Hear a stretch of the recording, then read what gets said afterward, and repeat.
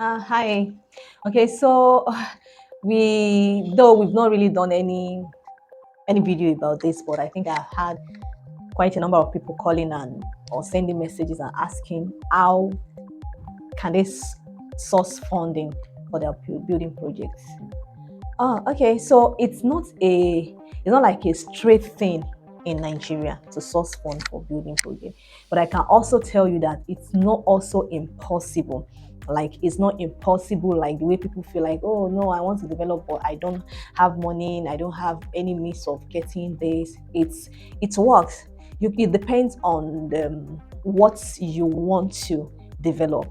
Let me talk about banks. Let's start with the general commercial institution that we know, banks, microfinance, and all that, commercial banks, and whatever. If you are developing a mall, you are developing an hotel, you are developing anything for commercial purpose, it's easy. You can, if you have your documentation in place. Okay, let's start with the fact that nobody will put his or her investment on a landed property without proper documentation, or no wise person, or nobody with good advisor, or nobody. I will not advise even the investors to put their money. So if you are thinking of, you want somebody to fund your building project, or you want an organization to fund your building project, one thing, the land must be registered, properly registered, like from survey to probably C of O, or at least governor consent. Because you can't come and tell me to come and put my money in a place that they will probably demolish or end somewhere, because a property no register is not your property. So just know that. So having said that, if you have your C of O, you have your governor consent on the property, you have diverse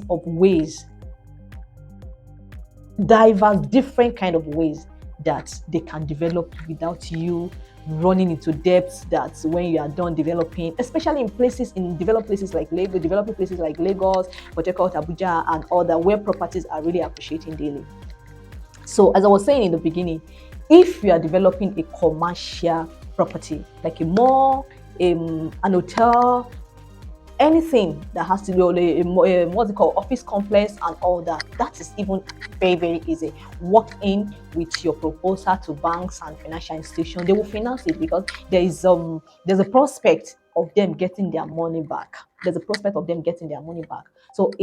that is quite easy, and it works, and people that use it can tell you that it works, and I can also tell you that works. So but now, coming to a residential building, you're developing a residential building. Also, if you are developing a residential building for commercial purpose, not rent, maybe for you're selling it, or you're selling it, depends on mortgaging it or anyhow.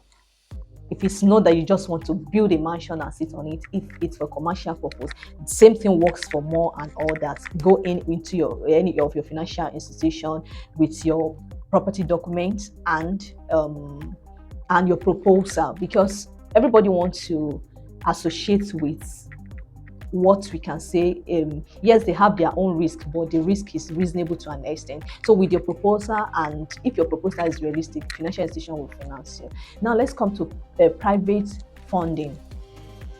Now, except for borrowing, except for uncle giving you money, or for savings, or for all those kind of that kind of method of funding your project, you also have the opportunity of, if you have a consistent income for your residential, banks will look into it, financial institutions, your bank will look into it.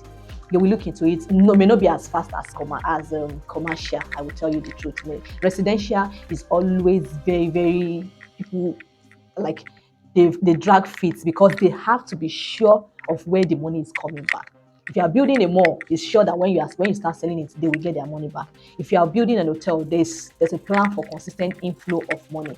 They will get it back. But when you are building your residential building, yes, you have to show a mix of consistent income, and bank does that. And the one that is common now, I don't know, I spoke with some people about it, and they feel like, oh, it's calm.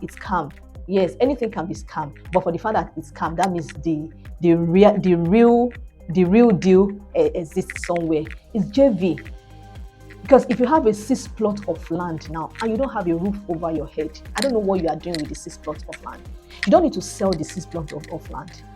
Do you understand? Okay, let me not even say six. Let's come to 2 plots of land, and you don't have a roof over your head, and you've started saving since when you are 25, and now you're about 45. You've not even been able to save for the foundation. You can call in some professionals, good professionals that will do your proposal. You imagine in that 2 plots of land, for instance, this is what JV practically does. You get what it means is that you are getting another stakeholder to join you, somebody who has money to develop but doesn't have the land that you have. So they value your land, and you also have a cost expert that will give you the cost of the building, which is what your partner in JV is bringing.